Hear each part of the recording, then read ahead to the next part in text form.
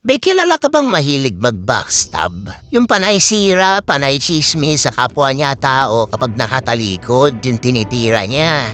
Panay kwento sa'yo, di ba? Ng mga kahinaan at pagkukulam ng kapwa niya. Alam mo, layuan mo yan. Delikado yan, alam mo kung bakit? Kasi baka mamaya ikaw na yung sunod. Nakangiti sa'yo, di ba? Nakangiti rin naman siya. Kapag kasama niya yung taong sinisiraan niya, ang ganda-ganda ng ngiti. Itong problema, di ba nakangiti rin siya sa'yo ngayon? Hindi mo alam yan, pagkatapos ng usapan niyo, ikaw naman ngayon ang tinitira. Kaya sa inyong mga backstabber, tatandaan niyo, kaya namang idaan ang mga bagay-bagay sa maayos na usapan. Sabihin mo dun sa tao din. Hindi yung kinikwento mo kung kanino.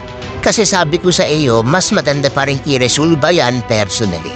Kasi pag nalaman pa ng kaibigan mo yan sa iba na tinitira mo, mas lalong malaking away. Tatandaan mo, don't do to others what you don't want them to do to you.